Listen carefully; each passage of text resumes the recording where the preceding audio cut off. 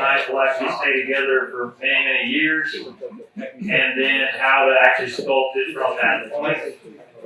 Now, obviously these blades don't have bevels, they've already been heat treated. I just slapped these on there to be able to do the demo, so I will shape them. They're actually right now tested with a couple drops of super glue, which is not how I put my scales on.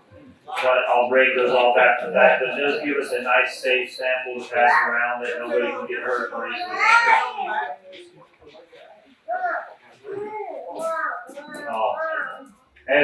As far as how I break down my process, whether it's hidden tang, whether it's full tang, I essentially shape my handles the same. I take my block, I divide the thickness in half, describing a center line down the middle. And so once I go from my block, or say I've got my tang down the middle. If you have a tang, if you're doing a full tang, you already essentially have a center line to eyeball everything. And I'll even sit there with a pair of calipers on the grinder as I sculpt my handle, and I'm just basically using them as a divider to just check from the tang to the edge, from the tang to the edge, from the tang to the edge. So if this is our block, on a hidden tang, I literally just describe a line on the height gauge, just like you can describe your bevels on the edge of your knife, okay? So then from there I've got my center line, and then whether you want to do your Coke bottle or however you want to break that down, I'm going to put another line across there. And so if that's going to be the midpoint of my Coke bottle, I will basically come in there and break that down. And we're going to do this in real time here in a minute on a contact wheel. And basically, eliminate that. And once I get that roughed in, at this point the handle's still completely flat on the sides, essentially, or from the top down, it's going to be two-dimensional. Then from there, I'll start to roll it and break the edges using the contact wheel and the slack belt. I normally use a much larger wheel than this, so we're going to see how that goes, but it's fun to improvise. And then I get a ton of questions about the rock texture. So basically, I'm gonna go through rough shaping for a final finish, for a smooth finish handle, and then what I would do on a rock texture handle, and just a very, very basic overview. Now, if y'all would like to go in depth on all of this, I've actually got a handle class next month where we literally just take a blank and say you've never even put a handle on a pull. We walk through every bit of the process. So anyway, to get to this point, keep in mind when you're prepping for glue up, you're only as flat as whatever you're sitting on. So what I mean by that is if you're flat sanding the bottom of your scales, the inside of your scales, you're only as flat as whatever you're sitting on. So Steve has this beautiful surface plate right here. It doesn't have to be that big or that fancy, but I mean, even if you get a affordable, even an import one off eBay or Amazon, for knife handles, it could be 8x8 and you'd be okay for smaller knives. Get the biggest one you can afford. We can't all be Micah done and get one for $20 that's worth like $5,000. But anyway, I hope he's hearing me make fun of him wherever he's at. I am. Without love, but I am blind. And I'm not funny either. But anyway, lap sand all your pieces. Lap sand the inside of your scales, lap sand your tang. And then you don't want to have any gaps at all. So that one that y'all pass around, you don't want to see any gaps at all. Everything should be clean. And then also everything needs to be roughed up and degreased. It's just my personal opinion, but I rough up the tang, I rough up the scales.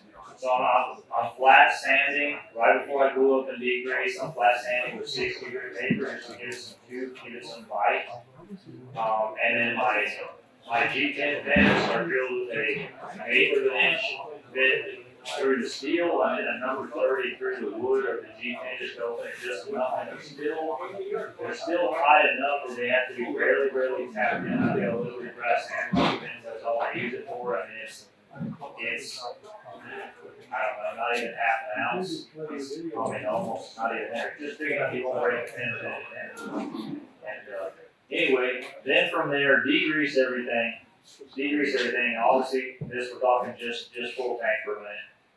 And then, I mean, have your epoxy, regardless of whether you're going to use, 30-minute or 12-hour or whatever, you have to plan out how many knives you can get at one time. So, if I'm using 30-minute epoxy, I can get 3 knives together. I got 2 minutes to mix it, 8 minutes of work time, and you better have all your stuff laid out and then ducks in a row. Y'all saw that video where I put like 40 knives in one set, which I think is how I got hoodwinked into this demo right now. But anyway, if you get your process down, it doesn't take that long. Now, okay, you get your glue on there, you get your slabs on there, you clamp it down, it's oozing out everywhere. Then what do you do? Okay, most people they don't know how to get everything off there where it's nice and clean without scratching their blade. The biggest part of that is put your epoxy where you need it. Try not to put it where you don't. And then cleaning off the front with I use a Q-tip and alcohol, and I'm just trying to get the bare minimum. You'll figure out, after you have knives, you figure out how much ooze out you're going to have on the front of the scales. Also, always have the front of your scales here sanded, buffed, finished, whatever finish you're going to put on before you glue them on, because you'll be in a world of hurt and agony trying to finish this surface right here without doing it before you put it on the knife. And anybody that was semi-self-taught in the beginning, that didn't watch much YouTube or something, glued a handle on before they did that, they'll probably never forget. Anyway, let's get down to business and actually shape some handles. Any questions about prepping to glue up or anything like that before we get going? Okay. Everybody still awake? Everybody having fun? Yep. Dust collection system on my little CNC, routed out properly, routed outside the way it should be, and I inhaled a lot of dust and made me very sick. So always wear a mask, even if you have dust collection set up, it's not a bad idea to still wear the respirator.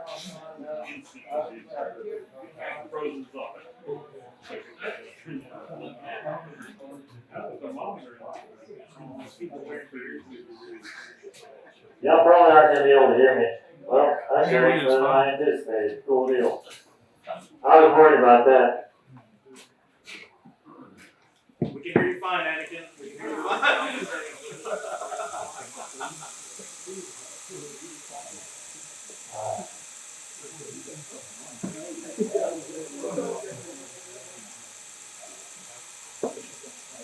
So, for sake of example, that line on there is where we're going to break down our beginning of our coat model. I use the pants for reference a lot of the time.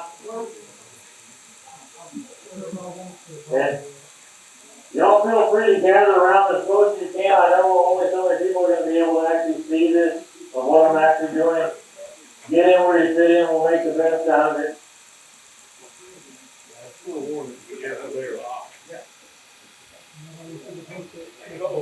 Yeah.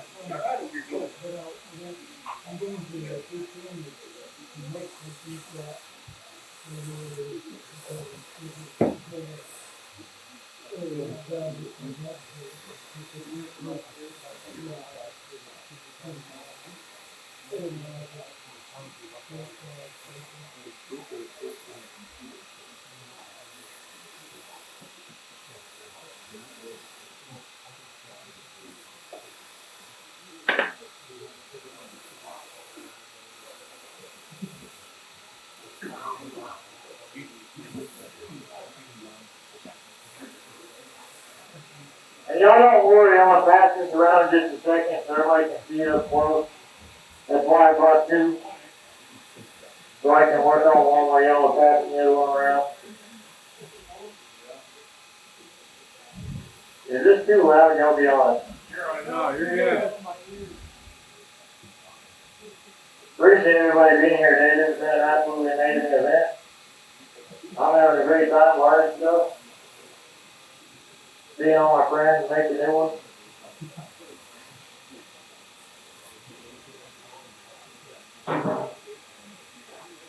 That's funny, since this isn't glued up all the way, that pin is actually pushing back and forth.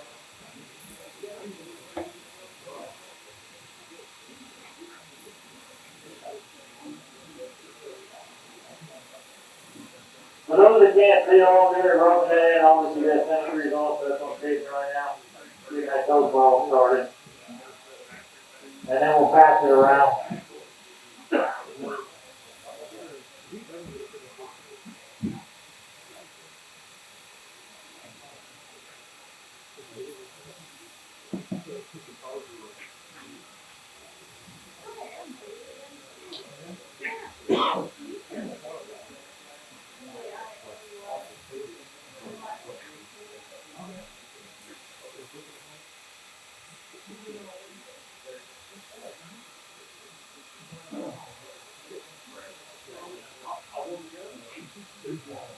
So guys, this is a 60 grit, aluminum oxide belt. That's why your shape, rough shape, most of my handles with is 60 grit. And Texas Knife Steel donated these belts for this demo, so thank you Texas Knife Steel.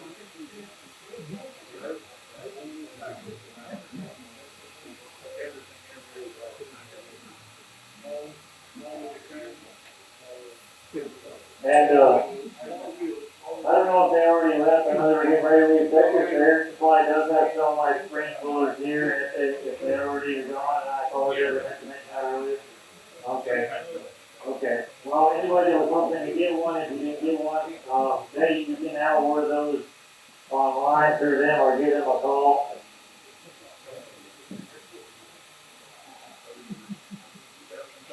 My bad for not mentioning that earlier, but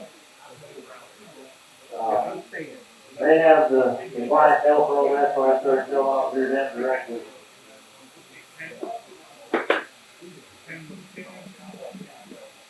Alright, if y'all pass that around, that's basically what I wrote in my passage before I started taking more 3D. And y'all bear with me with that pin that's coming out like they did, they're just stuck on here just for the demo. You're gonna have to come back off the grind pebbles on the blade. I apologize for not having fully finished knives, fully finished blades ready for handle.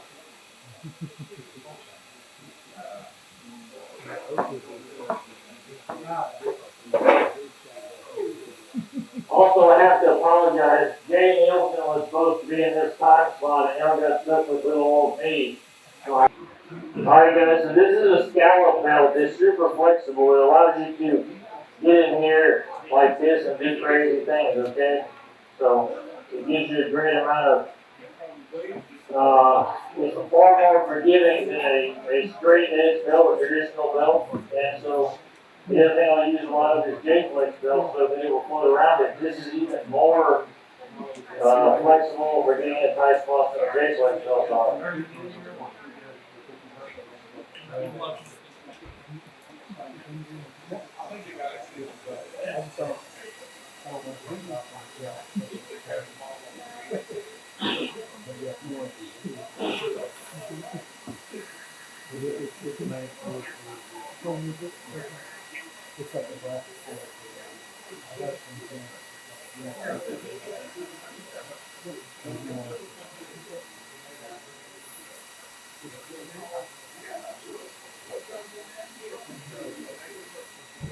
Gotta get over here so more people can see.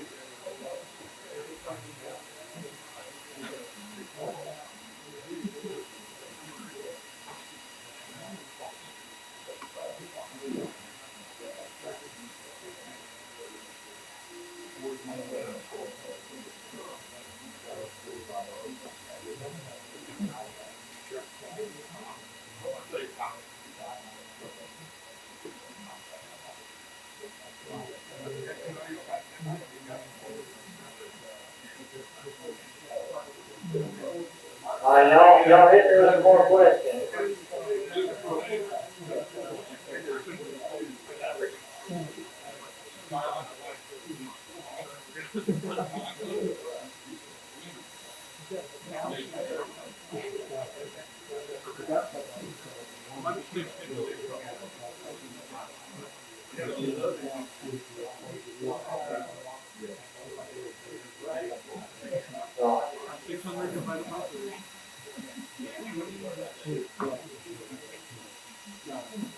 So guys, one question I get a lot in my classes is how do I know what shape I want? Well, the only way to really do that is hold a lot of knives and figure out what shape you like, what looks good, but most of all, what feels good. And so what my mentor taught me is you close your eyes and you put your hand, obviously this is a block still, so we're not there yet. But basically how it feels is more important than how it looks.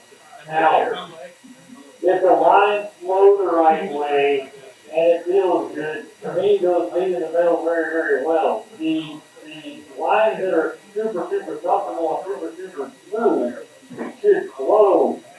I mean, if you look at a chart, every single thing, every single line on a chart is smooth, and sexy, and organic. And I mean, built for speed, built for business. I mean, and to me, Knifemaker was the same way. It just flows. It's just flowing. There shouldn't be a bunch of sharp corners that are hard on your hand. I mean, it just melts into your hand.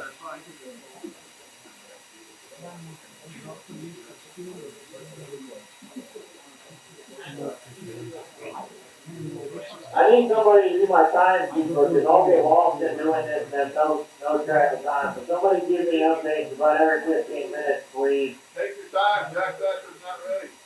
No, Jack Thatcher's not ready. he never wins either. It's 10 till 3, Jeff. You gotta.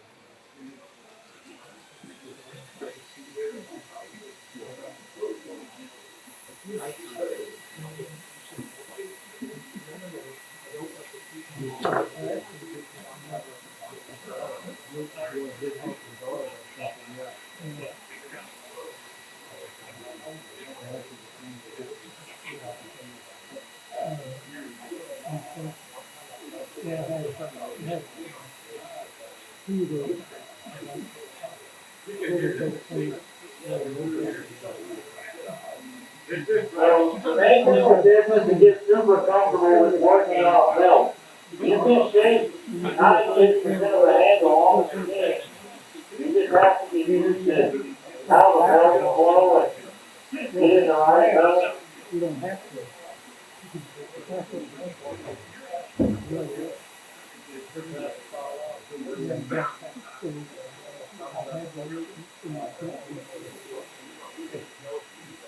Anyway.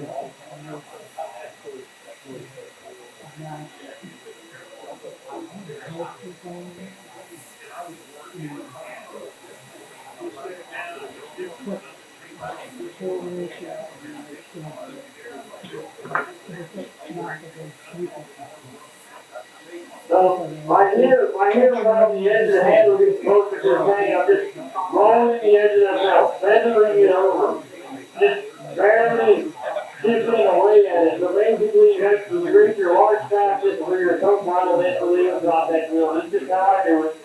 That's the way to do it. And then just slowly start chipping away at it, making a series of small passes. And then I'll go back to a slightly worn jig blade belt without the scallop and blend all the micro passes into one sweeping continuous line.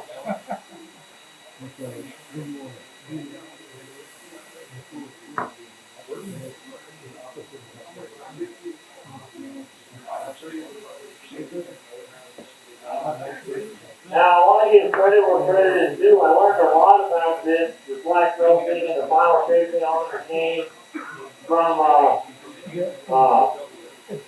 Curtis Holland, his video series.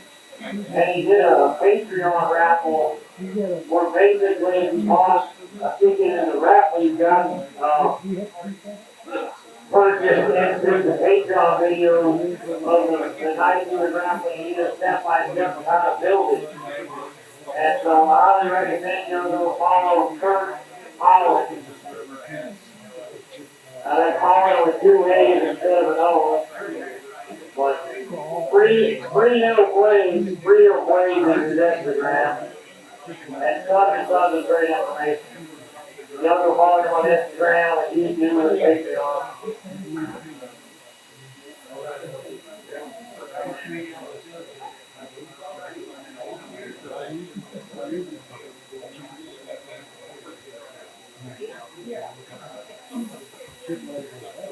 Hey